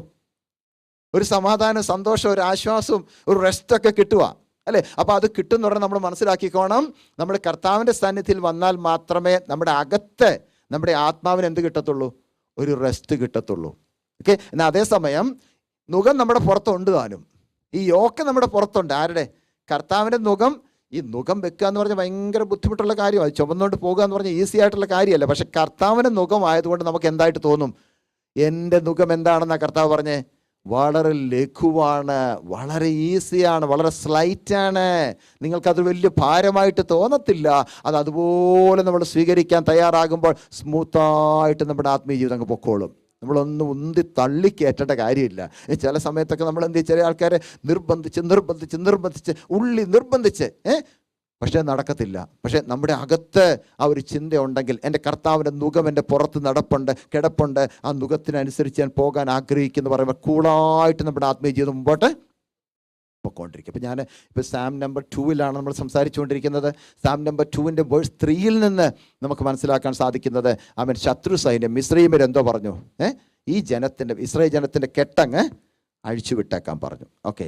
അപ്പം ആ ഒരു ഭാഗമാണ് നമ്മൾ ചിന്തിച്ചുകൊണ്ടിരിക്കുന്നത്. ഇനി നമ്മൾ സാധാരണ ഈ വിശ്വാസികളാകുന്ന നമ്മൾ, അല്ലെങ്കിൽ പെന്തക്കോസ്തരാകുന്ന നമ്മൾ പലപ്പോഴും ഉപയോഗിക്കാറുള്ള 2-3 വാക്കുകളുണ്ട്. ഇതൊക്കെയാണെന്നറിയാമോ? കെട്ട്, ബന്ധനം, പോരാട്ടം. നിങ്ങൾ കേട്ടിട്ടില്ലല്ലേ? ഉണ്ടോ? നമ്മൾ സാധാരണ ഉപയോഗിക്കാറുള്ള കാര്യം, ഭയങ്കര ബന്ധന ഭാഷ, ഭയങ്കര പോരാട്ട ഭാഷ. ഇങ്ങനെ ചില ആൾക്കാരൊക്കെ പറയാറുണ്ട്, പാസ്റ്റർ ഭയങ്കര ബന്ധനമാണ് ഞങ്ങൾ അനുഭവിക്കുന്നത്, ഭയങ്കര കെട്ടാണ് ഞങ്ങൾ അനുഭവിക്കുന്നത്. അപ്പോൾ അത് ചിലപ്പോൾ നമ്മൾ ചിന്തിക്കുക, അതുണ്ടോ ഇല്ലയോ? ബന്ധനമുണ്ടോ, കെട്ടുണ്ടോ, പോരാട്ടമുണ്ടോ? ഈ വാക്കുകളൊക്കെ നമ്മൾ ഉപയോഗിക്കുമ്പോൾ തന്നെ നമുക്ക് അതിൻ്റെ ശരിക്കുള്ളൊരു അർത്ഥം നമ്മൾ മനസ്സിലാക്കണം. അപ്പോൾ ഞാൻ ആ 3-ാമത്തെ വാക്യത്തെ ആസ്പദമാക്കിക്കൊണ്ട് അതിൻ്റെ ലിറ്ററലി അതിൻ്റെ ബാക്ക്ഗ്രൗണ്ട് അങ്ങനെയാണെങ്കിൽ പോലും കുറച്ച് കാര്യങ്ങളും കൂടെ അതിനോട് ചേർത്ത് പറയാനായിട്ട് ഞാൻ ആഗ്രഹിക്കുക. കാരണം നമുക്ക് ഈ ലോകത്തിലായിരിക്കുമ്പോൾ പലപ്പോഴും നമ്മൾ ചിന്തിക്കേണ്ട ഒരു കാര്യമുണ്ട്. നമുക്ക് പോരാട്ടമുണ്ടോ എന്ന് ചോദിച്ചാൽ നമ്മുടെ ആൻസർ എന്തായിരിക്കും? പോരാട്ടമുണ്ട്. ഓക്കെ. ഒരു സംശയം കൂടാതെ നമ്മൾ പറയണം, എന്തേ? ഞങ്ങൾക്ക് പോരാട്ടം ഉണ്ട്. ഇനി ആരോടാ പോരാട്ടം ഉള്ളേ? നമ്മൾ എപ്പോഴും യൂസ് ചെയ്യുന്നൊരു വാക്കാണ് അല്ലേ? എന്താ? നമുക്ക് പോരാട്ടമുള്ളതോ ജഡരക്തങ്ങളോടല്ല. അപ്പം നമ്മൾ ഈ 2-ാം സങ്കീർത്തനത്തിൻ്റെ 3-ാമത്തെ വാക്യത്തിൽ മിസ്രയീം സൈന്യം പറയുന്നു, ഫറവോൻ പറയുന്നൊരു കാര്യമുണ്ട്, നമ്മൾ അവരെ കെട്ടങ്ങ് അഴിച്ചു വിട്ടേരെ, അവരെ ഫ്രീ ആക്കിയേരെ, അതോടുകൂടി അവർ നശിച്ചു പൊക്കോളൂന്ന്. പക്ഷെ നമ്മൾ പറയുന്നത് എന്താണ്? നമുക്കെന്തുണ്ട്? ഒരു പോരാട്ടമുണ്ട്. ആ പോരാട്ടം ആരോടല്ല? എഫേസ്യ ലേഖനത്തിലെ വാക്യമാണ്. എന്തുവാ? ജഡരക്തങ്ങളോടല്ല. പിന്നെ കുറച്ച് മറ്റു കാര്യങ്ങളൊക്കെ പറഞ്ഞിട്ടുണ്ട്. അപ്പം നമുക്കൊന്ന് ചിന്തിക്കാം, നമുക്ക് ഈ ലോകത്തിൽ ആരോടാണ് പോരാട്ടമുള്ളത്? ഒന്നാമത്തെ കാര്യം അദൃശ്യ ശക്തികളോട് നമുക്ക് പോരാട്ടമുണ്ട്. എഫേസ്യ ലേഖനം 6-ാം അധ്യായത്തിൻ്റെ Ephesians chapter 6 verses 12 and also you read may be versus 10 through 18. അതുവരെയുള്ള വാക്യങ്ങൾ വായിക്കുമ്പോൾ നമുക്ക് എല്ലാവർക്കും അറിയാവുന്നതായതുകൊണ്ട് ഞാനങ്ങ് വായിപ്പിക്കുന്നില്ല, നമുക്ക് എല്ലാവർക്കും അറിയാം. ഓക്കെ. അപ്പം അദൃശ്യ ശക്തികളോട്, ഇൻവിസിബിൾ പവേഴ്സ് ഉണ്ട്. ഇൻവിസിബിൾ പവേഴ്സിനോട് നമുക്ക് എന്തുണ്ട്? പോരാട്ടമുണ്ട്. അപ്പം നമ്മുടെ മരണം വരെ നമ്മൾ എന്ത് ചെയ്യണം? ഈ അന്ധകാര ശക്തികളോട് പോരാടിക്കൊണ്ട് മാത്രമേ നമുക്ക് ജീവിക്കാൻ സാധിക്കത്തുള്ളൂ. നമ്മൾ എന്ന് ഈ ഭൂമി വിട്ടു പോകുന്നോ അന്ന് വരെ നമുക്ക് എന്തുണ്ട്? ഈ സ്പിരിച്വൽ വാർഫെയർ ഉണ്ട്, ഒരു പോരാട്ടമുണ്ട്. ഈ പോരാട്ടത്തിനകത്ത് നമ്മൾ എല്ലാ ദിവസവും, അതുകൊണ്ടല്ലേ ഗലാത്യ ലേഖനത്തിലേക്ക് പറഞ്ഞിരിക്കുന്നത്, നമ്മുടെ ശരീരത്തിനകത്ത് തന്നെ 2 ഡോഗ്സ് ഉണ്ടെന്ന, 2 പട്ടികളുണ്ടെന്നാണ് പറഞ്ഞിരിക്കുന്നത്. ഏതൊക്കെയാണെന്നറിയാമോ? ഒന്ന് ഫ്ലഷും ഒന്ന് സ്പിരിറ്റും. ഇവർ തമ്മിൽ എന്ത് ചെയ്യുക? ഏത് സമയത്തും ഫൈറ്റിംഗ് ആണ്. ഈ ഡോഗ് എന്ന് പറയാൻ കാരണം ഇവരുടെ ഈ ഡോഗ്സ് തമ്മിൽ ഫൈറ്റ് ചെയ്യുന്നത് കണ്ടിട്ടുണ്ടോ? നിങ്ങളാരും ഡോഗ്സിനെ അറിയത്തില്ല. നിങ്ങൾ പട്ടികളെ കണ്ടിട്ടുണ്ടോ? നായ്ക്കൾ. ഈ പട്ടിയെന്നൊന്നും വിളിക്കാൻ പാടില്ലല്ലോ ഇവിടെ പറയുന്നത് അല്ലേ? ഡോഗ്സിനെ കണ്ടിട്ടുണ്ടല്ലോ. ഇവർ തമ്മിൽ ഒരു സംഘടനം ഉണ്ടായാലും, ഒരു പോരാട്ടം ഉണ്ടായി കഴിഞ്ഞാൽ ഇവരെന്ത് ചെയ്യും? ഒരാൾ കുരയ്ക്കും, അടുത്ത ആളും കുരയ്ക്കും. ആ കുരയ്ക്കുന്നത് എങ്ങനെയാണെന്നൊക്കെ അതിൻ്റെ ഇത് എനിക്ക് കാണിക്കാൻ എനിക്കറിയത്തില്ല. അപ്പം ഒരാൾ കുരച്ചാൽ അതിനേക്കാളും ശക്തിയോടെ അടുത്ത ഡോഗ് കുറയ്ക്കും. അപ്പോൾ അവർ തമ്മിൽ ഭയങ്കര ഫൈറ്റിംഗ് ആയിരിക്കും. പോരാട്ടത്തിനകത്ത് ആരാണോ ജയിക്കുന്നതെന്നുള്ളത് നമുക്ക് അറിയണമെന്നുണ്ടെങ്കിൽ ആരെങ്കിലും ഒരാൾ മറ്റൊരുത്തൻ്റെ ദേഹത്തോട്ട് ചാടി വീഴുകയും അവനെ കീഴ്പ്പെടുത്തുകയും ചെയ്യുന്ന ഉടനെ ഈ കുരയ്ക്കുന്ന മാത്രമല്ല, ചാടി വീണ് അവനെ കീഴ്പ്പെടുത്തുമോ ഇല്ലയോ എന്നാണ് ആൾക്കാർ നോക്കുന്നത്, ആരാണ് ജയിക്കുന്നതെന്ന് മനസ്സിലാക്കാനായിട്ട്. അപ്പം നമ്മുടെ ശരീരത്തിൽ എന്തുണ്ട്? 2 നായ്ക്കളുണ്ടെന്നാണ് പറയുന്നത്. ഇവർ തമ്മിൽ എപ്പോഴും ഫൈറ്റാണ്.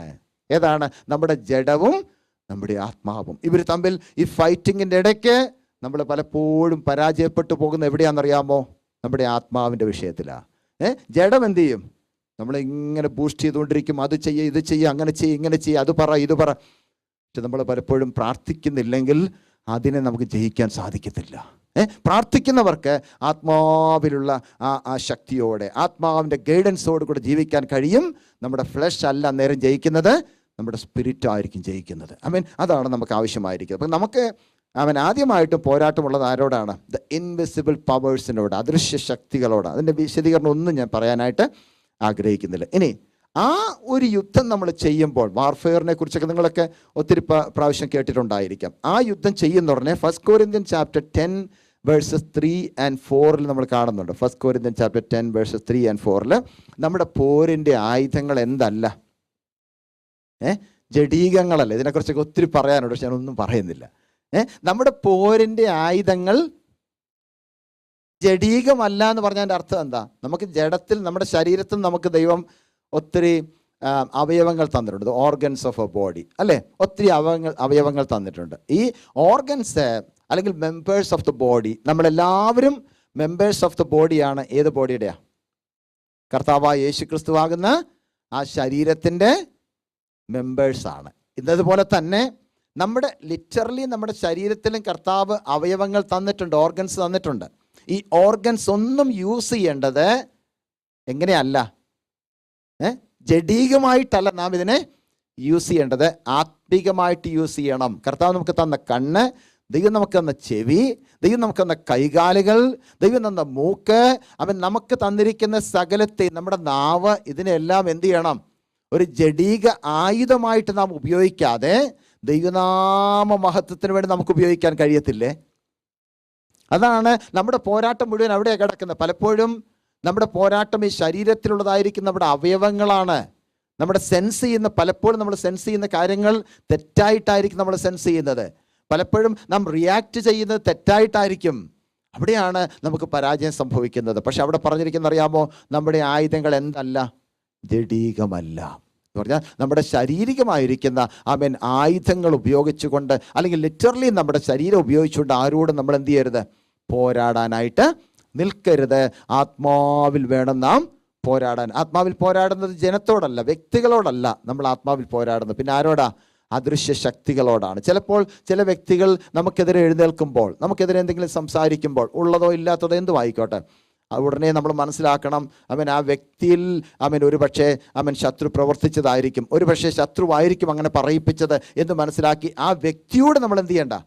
ഒരു വൈരാഗ്യവും വെച്ചുകൊണ്ടിരിക്കേണ്ട. ആ വ്യക്തിക്ക് വേണ്ടി എന്ത് ചെയ്യുക?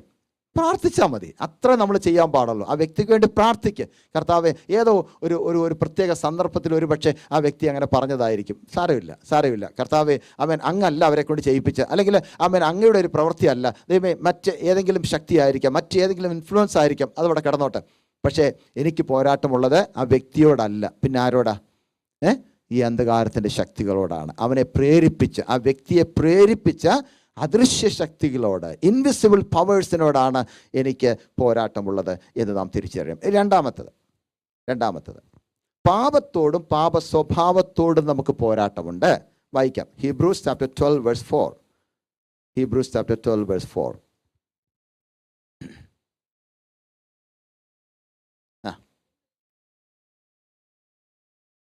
പാപത്തോട് പോരാടുന്നതിൽ നിങ്ങൾ ഇതുവരെ പ്രാണത്യാഗത്തോളം എന്ത് ചെയ്തിട്ടില്ല. അപ്പം നമുക്ക് ആരോട് പോരാട്ടമുണ്ട്?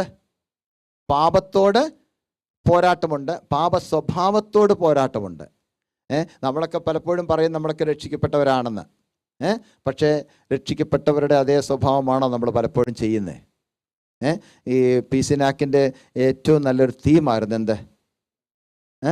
മാനസാന്തരത്തിന് യോഗ്യമായ ഫലം കായ്ക്കണമെന്ന് പറഞ്ഞാൽ രക്ഷിക്കപ്പെട്ട് കഴിഞ്ഞാൽ, മാനസാന്തരപ്പെട്ട് കഴിഞ്ഞാൽ നമ്മുടെ എല്ലാ പ്രവർത്തനങ്ങളും പാപസ്വഭാവം ഇല്ലാത്തതായിരിക്കണം എന്നാണ് അതിൻ്റെ അർത്ഥം. ദൈവഹിതപ്രകാരമായിരിക്കണം എന്നാണ്. പക്ഷേ നാം മനസ്സിലാക്കേണ്ട ഒരു കാര്യമുണ്ട്.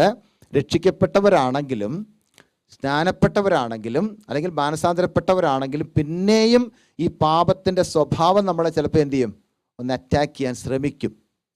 നമ്മൾ പലപ്പോഴും പിന്നെ പൗലോസ് പോലും പറഞ്ഞതുപോലെ, അവൻ തിന്മ ചെയ്യരുതെന്ന് എനിക്ക് ആഗ്രഹമുണ്ട്, മനസ്സിൽ ആഗ്രഹമുണ്ട്, പക്ഷെ എന്നെക്കൊണ്ട് നന്മ ചെയ്യണം എന്ന് എനിക്ക് ആഗ്രഹമുണ്ട്, പക്ഷെ ചില സമയത്ത് എന്നെക്കൊണ്ട് പറ്റുന്നില്ല. നമ്മൾ അറിയാതെ ചിലപ്പോൾ പല കാര്യങ്ങളും ചെയ്യുകയും പറയുകയും ചെയ്യുന്നുണ്ടല്ലോ. ദൈവത്തിൻ്റെ ആത്മാവ് പറഞ്ഞിരിക്കുന്നത് അതിനെ നമ്മൾ എന്ത് ചെയ്യണം, ആത്മാവ് കൊണ്ട് പരാജയപ്പെടുത്തണമെന്നാണ് പറയുന്നത്. അപ്പോൾ അങ്ങനെ നമുക്ക് സംഭവിക്കുമ്പോഴാണ് നമ്മുടെ ആത്മാവ് എന്ത് ചെയ്യുന്നത്, വിക്ടോറിയസ് ആയിട്ട് മാറുന്നത്. നമ്മുടെ ഫ്ലഷ് എന്താകും, ഡിഫീറ്റഡ് ആയിട്ട് മാറും. അങ്ങനെയാണ് കർത്താവ് ആഗ്രഹിക്കുന്നത്. അപ്പം നിങ്ങൾ പാപത്തോട് പോരാടുന്നതിൽ നിങ്ങൾ എന്ത് ചെയ്തിട്ടില്ല, പ്രാണത്യാഗത്തോളം. ഇംഗ്ലീഷിലൊന്ന് വായിച്ച വാക്ക്, ഹീബ്രൂസ് ചാപ്റ്റർ എത്രയായിരുന്നു, 12:4.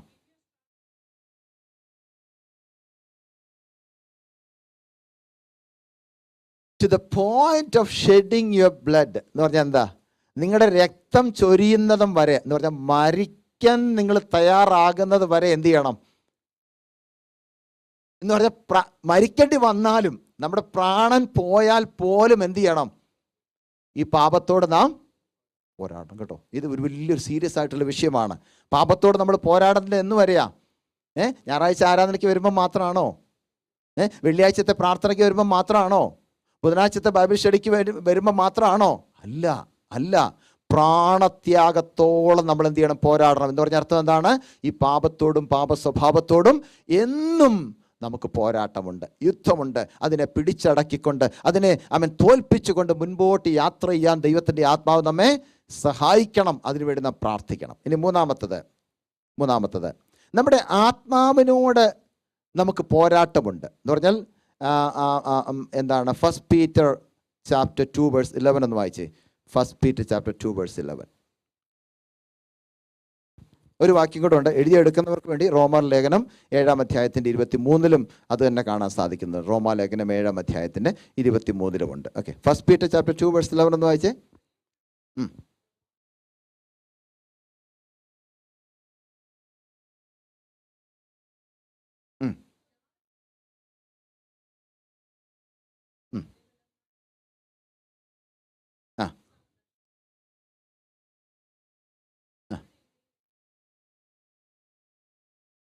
അപ്പം നമ്മുടെ ആത്മാവിനോട് എന്തുണ്ട്, പോരാട്ടം. ആത്മാവിനോട് പോരാട്ടം എന്ന് പറയുമ്പോൾ നിങ്ങൾ ആകെ വിഷമിച്ചിരിക്കുക എന്ന് വിചാരിച്ച് വിഷമിക്കേണ്ട ആരും. ഇതൊക്കെ ജയിക്കാനുള്ള ശക്തി കർത്താവ് നമുക്ക് തന്നിട്ടുണ്ട്. അതുകൊണ്ട് അവിടെ പറഞ്ഞിരിക്കുന്നത് ആത്മാവിനോട് നിങ്ങൾക്ക് പോരാട്ടമുണ്ട്. ആത്മാവിനോട് പോരാടുന്ന ജഡീക ചിന്തകൾക്കെതിരെ, ഡിസയേഴ്സ് ഓഫ് അവർ ഫ്ലഷ് എന്നാണ് പറഞ്ഞിരിക്കുന്നത്. ഡിസയേഴ്സ് അവർ ഫ്ലഷ് എന്ന് പറഞ്ഞാൽ നമ്മുടെ ശരീരത്തിന്, നമ്മുടെ ജഡത്തിൻ്റെ ആഗ്രഹങ്ങളും ഇച്ഛകളും ഒക്കെ ധാരാളമാണ്. പക്ഷെ അതിനൊക്കെ എന്ത് ചെയ്യണം, സമയാസമയങ്ങളിൽ നാം ക്യാപ്ചർ ചെയ്യണം, പിടിച്ചടക്കണം. അതിനെ ഡിഫീറ്റ് ചെയ്തുകൊണ്ട് കർത്താവിൻ്റെ ആത്മാവിൻ്റെ ശക്തി കൊണ്ട് മുൻപോട്ട് യാത്ര ചെയ്യാനാണ് ദൈവം നമ്മുടെ പിടിച്ചിരിക്കുന്നത്. ഇനി നാലാമത്തെ കാര്യം കൂടെ പറഞ്ഞ് അവസാനിപ്പിക്കാം. പ്രാർത്ഥനയിൽ നമ്മൾ എന്ത് ചെയ്യണം, പോരാടണം. ഉറ്റിരിക്കുക എന്ന് പറഞ്ഞാൽ പ്രാർത്ഥനയിൽ പോരാടി നമ്മൾ പ്രാർത്ഥിക്കണം എന്ന് പറഞ്ഞാൽ ലൂക്ക് ചാപ്റ്റർ 18 verse 1 നമ്മൾ കാണുന്നുണ്ട്, the persistence of A widow, അല്ലേ? ഒരു വിധവയുടെ ആ ഒരു എന്താ പറയുക, ദൃഢനിശ്ചയത്തോടു കൂടിയതായിരിക്കുന്ന പ്രാർത്ഥനയെക്കുറിച്ച് അല്ലെങ്കിൽ അപേക്ഷയെക്കുറിച്ച് കാണുന്നുണ്ട്. പല പ്രാവശ്യം ചോദിക്കുകയാണ്. അവൻ ഉപേക്ഷിക്കാൻ ശ്രമിച്ചെന്ന് പറഞ്ഞാലും അവൻ വിട്ടുകൊടുക്കാതെ എന്ത് ചെയ്തു, അവൾ വീണ്ടും വീണ്ടും വീണ്ടും വീണ്ടും പ്രാർത്ഥിച്ചു. സ്ഥിരതയോടെ പ്രാർത്ഥിക്കാൻ ഒരു ഉദാഹരണം കർത്താവ് പറഞ്ഞതാണ്, അല്ലേ? എന്നാൽ ആ സമയത്ത് അവൾ മനസ്സിലാക്കണം. അപ്പം നമ്മൾ എന്ത് ചെയ്യണം, എപ്പോഴും എന്ത് ചെയ്തുകൊണ്ടിരിക്കണം, പ്രാർത്ഥനയിൽ പോരാടണം. കൊലോസ് ലേഖനത്തിൽ 4-ാം അധ്യായത്തിൻ്റെ 12-ാം വാക്യം നമ്മൾ കാണുന്നുണ്ട്. കൊലോസിയൻസ് ചാപ്റ്റർ 4 verse 12 നമ്മൾ കാണുന്നു. പ്രാർത്ഥനയിൽ നാം എന്ത് ചെയ്യണം, എപ്പോഴും പോരാടണം. നമുക്കതിനു വേണ്ടി പ്രാർത്ഥിക്കാൻ സാധിക്കുമോ? നമ്മുടെ ജീവിതത്തിൽ എന്തുണ്ട്, പോരാട്ടമുണ്ട്.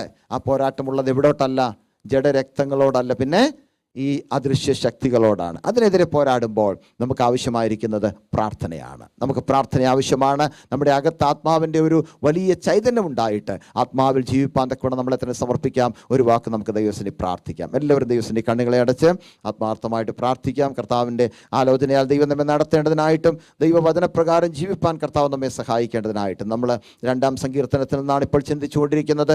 3-ാം വാക്യത്തിൽ നിന്നാണ് ചിന്തിച്ചുകൊണ്ടിരിക്കുന്നത്. ആ 3-ാമത്തെ വാക്യത്തിൽ ആമേൻ ചിന്തിക്കുന്നത് പോലെ ഹല്ലേലൂയ, ശത്രു സൈന്യം ആമേൻ പൈശാചിക ശക്തികൾ പലപ്പോഴും നമ്മളെ അവർ പിടിച്ചിട്ട് കിട്ടാതെ വരുമ്പോൾ അവർ ആമേൻ ആ കെട്ട് അഴിച്ചുവിടുന്നത് പോലെ പലപ്പോഴും നമുക്ക് ഫ്രീഡം ലഭിക്കുമ്പോൾ ആമേൻ സ്വതന്ത്രരായി തീരുമ്പോൾ ദൈവഹിതമല്ലാത്ത ചെയ്യാനുള്ളതായിരിക്കുന്ന ചിന്തകൾ നമ്മുടെ അകത്ത് വരും. എന്നാൽ അതിനെതിരെ പോരാടിക്കൊണ്ട്, ആത്മാവിൽ പോരാടിക്കൊണ്ട്, പ്രാർത്ഥനയിലൂടെ പോരാടിക്കൊണ്ട്, ഉറ്റിരുന്ന് പ്രാർത്ഥിച്ചുകൊണ്ട് ആമേൻ എല്ലാറ്റിനെയും ജയിച്ചുകൊണ്ട് മുന്നേറുവാൻ തക്കവണ്ണം സർവശക്തനായ ദൈവം നമ്മെ സഹായിക്കട്ടെ. അതിനുവേണ്ടി നമുക്ക് പ്രാർത്ഥിക്കാം. കേട്ട വചനങ്ങളെ ധ്യാനിച്ചുകൊണ്ട് ആരെങ്കിലും ഒരാളെ ചുരുക്കം